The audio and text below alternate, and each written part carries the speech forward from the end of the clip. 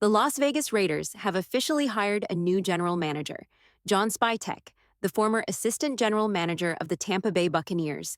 Spytek's hiring has sparked some mixed reactions, with many questioning the timing and the fit. This is especially true since the Raiders won't be able to pair him up with a head coach just yet. If you haven't heard, Liam Cohen, who was the offensive coordinator with the Bucs and a candidate for the Raiders' head coach position, decided to return to Tampa Bay after signing a new deal earlier today. His return means that the Raiders will need to wait before finding a head coach who aligns with Spytek's vision. But let's take a closer look at Spytek himself. He has an impressive background, with over 20 years of experience in the NFL. Starting as a scouting assistant and working his way up to become the director of college scouting, Spytek has held virtually every front office position. He's worked with the Eagles, Browns, Broncos, and most recently, the Buccaneers.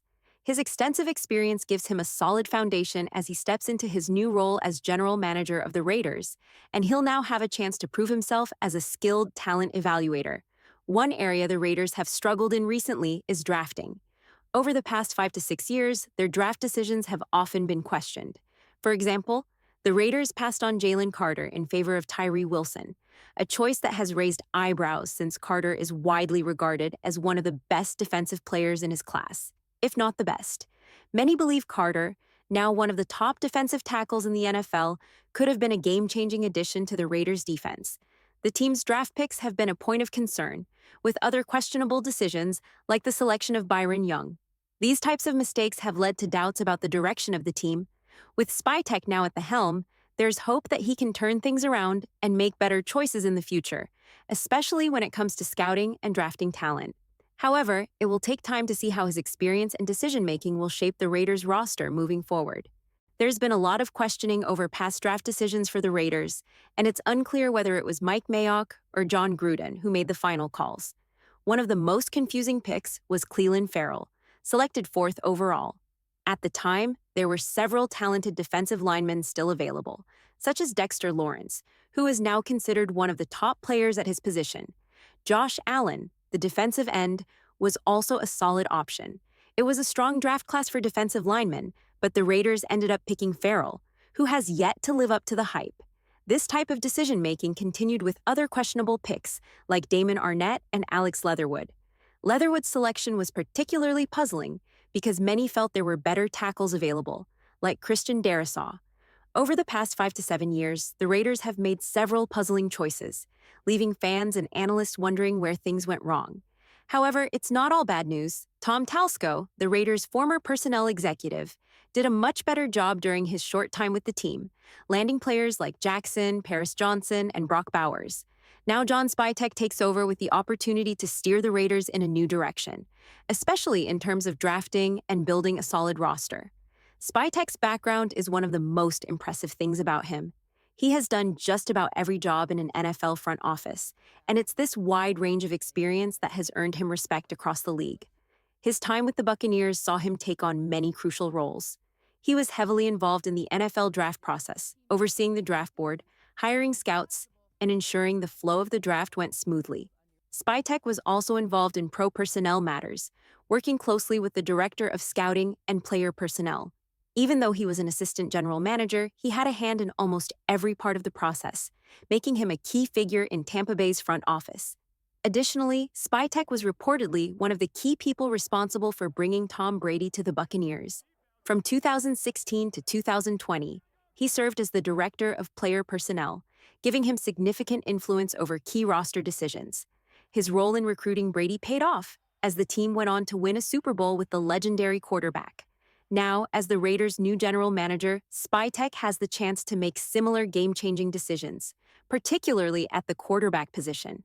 While Tom Telesco's draft successes are appreciated, some still criticize him for sticking with quarterbacks like Gardner Minshew and Aiden O'Connell. Now, all eyes will be on Spytek to see if he can improve the Raiders' roster and make better decisions in the future. I can understand why people might criticize Tom Telesco for not going all in on a quarterback, especially when it comes to something as important as building a winning team. As a general manager, though, it's important to take a balanced approach. You don't want to throw all your resources into landing that one quarterback without first ensuring that the rest of the roster is solid. If the other pieces aren't in place, like a strong head coach and a well-rounded team, chances are, Even a talented quarterback won't be able to carry the team to victory. If the focus is only on one player, things can quickly fall apart, and that's not something a general manager wants to face. Instead, being conservative and building up the team step by step makes more sense, even if it's a slower process. We've seen teams like the Bears go through a similar situation a few years ago.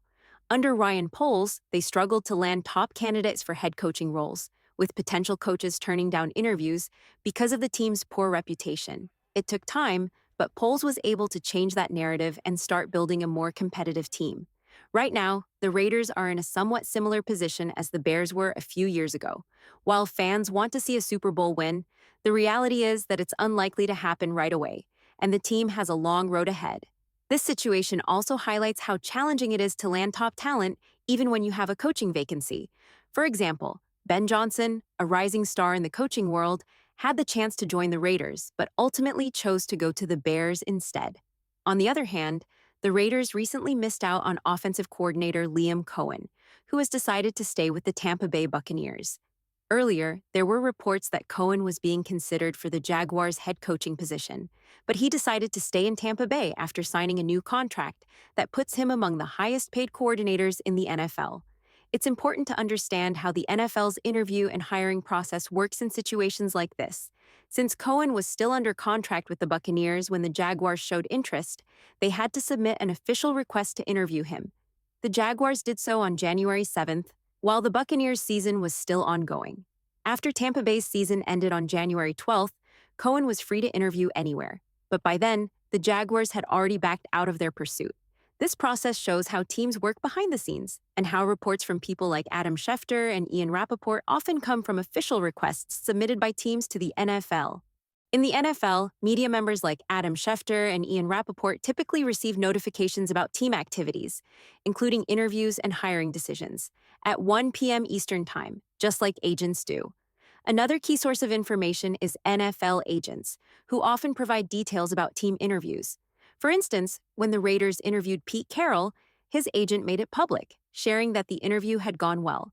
Since Pete Carroll was no longer under contract because the Seahawks missed the playoffs, the Raiders didn't need to submit a formal request to the NFL for an interview. This is why news about their meeting with Carroll only came out after the interview had taken place. With regard to other potential candidates, we don't know if the Raiders reached out to Liam Cohen or if other teams, like the Cowboys, did. And the reason we may never know is because, with Cohen's contract with the Buccaneers expiring, there was no need for teams to submit a request for an interview. This situation makes it harder to get the full picture of what's happening behind the scenes, especially when it comes to coaching searches. Personally, I was hoping for the Raiders to hire Liam Cohen, especially if he could be paired with John Spytek as general manager. But it now looks like that pairing won't happen. As a result, the Raiders need to focus on finding the right head coach. There's been speculation that the team could go after Pete Carroll, but while the Raiders did interview him, they haven't made an official hire. It makes sense that they would want to wait until they have their general manager in place to ensure that the hire aligns with the team's vision. Interestingly, the Raiders might be holding off to see if any other coaching candidates become available once their teams are eliminated from the playoffs. Joe Brady, the offensive coordinator for the Buffalo Bills, is one name being thrown around, and it's possible the Raiders are waiting to talk to him if the Bills don't make it further in the playoffs. Todd Monken, another candidate, has already had an interview with the Raiders, though it might have been a virtual one. With these options in mind, the Raiders are likely exploring other possibilities, but they must also be careful about tampering, which the NFL frowns upon. That said, it's almost inevitable that teams, coaches, and agents talk behind the scenes, even if it's not officially acknowledged. For example, it wouldn't be surprising if Tom Brady had reached out to Ben Johnson or Liam Cohen before making decisions, or if the Raiders have already been in contact with other coordinators currently in the playoffs. The NFL might not approve of these back-channel conversations, but they're a reality of the business. It's hard to believe that the Raiders aren't keeping an eye on Joe Brady or other potential candidates for the head coach position. It's possible that Brady has made it clear he won't take interviews until the season is officially over, which would explain why the Raiders haven't put in a request to interview him yet. His season is still ongoing, and he might also be under contract, which complicates things further. As the Raiders continue to move forward with their search, it'll be interesting to see who they ultimately hire. The situation is definitely evolving, and the next steps could shape the team's future for years to come. Looking ahead, it's also important to evaluate John Spytek's track record in the NFL, especially when it comes to the draft. One thing to remember is that, as an assistant general manager, Spytek won't receive direct credit for the draft picks made. The general manager holds the final responsibility, and that's where the credit lies. It's understandable for people to give Spytek some recognition since he's been a part of successful front offices, but at the end of the day, the general manager is the one making the final decisions. Spytek's role in those decisions, though, is still important and valuable, and we can look at some of the drafts he's been involved in to get a better sense of his impact. For example, in 2014, Spytek was part of a team that made some solid picks. One notable selection was Graham Barton, a center who turned out to be very good. While some might argue that a player like Paris Johnson might have been a better pick, Barton is still expected to have a top-tier career at his position. Another solid pick was safety Take Smith from Georgia, who had a strong rookie year and has shown potential to have a successful NFL career. These picks show that Spytek, even as an assistant, was involved in some quality decision-making. Looking more recently, one of the standout picks was the selection of Bucky Irving, who was taken in the fourth round of the 2023 draft. He has quickly become a fan favorite and is seen as a steal from that draft class. For the Raiders, a talented running back like Irving could be a key addition to their roster. Spytek has also been involved in bringing in quarterbacks like Tom Brady and Baker Mayfield, or at least overseeing the process. While he might not have been the main decision maker, he's clearly had a role in these high-profile moves. Overall, Spytek has been part of a team that's made some great draft picks, and his experience could bring valuable insight to the Raiders as they look to build a stronger roster. With key decisions still to come, it'll be interesting to see how he continues to shape the team moving forward. Back in 2023, I made it clear that if the Raiders had the 7th overall pick and Jalen Carter wasn't available, I would be all in on KJ Canny. Both players have shown that they belong in the top tier of the draft. Carter, in my opinion, is the best defensive tackle in the class, but Canny is no slouch either. He's a top 10 talent with solid pass rushing abilities, and I think it was a great choice for the Raiders to take him. The Raiders clearly had their reasons for making this pick, and Canny's future with the team looks bright. Another pick I really liked in 2023 was Cody Mauch. There was some uncertainty about whether he would play guard or tackle, but he's really shown his worth, and I believe he's their starting right guard now. His college tape from NDSU was impressive, and he's another solid addition to the team. Moving to the previous year's draft, Luke Godick was another player I thought the Raiders did well with. Even though he wasn't the top tackle at Central Michigan, he was a solid pick, and now he's starting at right tackle, which says a lot about his potential. There were some other picks that turned out well too, like Logan Hall, a solid defensive tackle, and even guys like Tristan Wirfs and Antoine Winfield, who have proven to be great selections.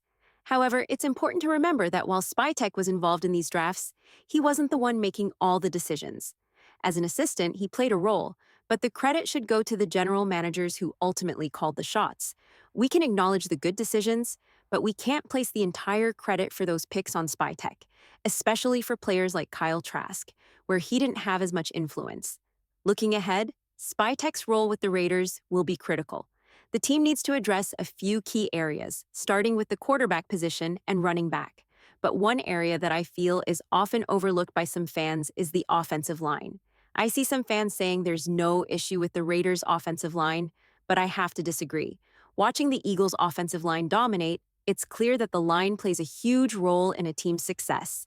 Saquon Barkley, for example, had a much harder time running with the Giants compared to his success with the Eagles, and that's a reflection of the offensive line's importance.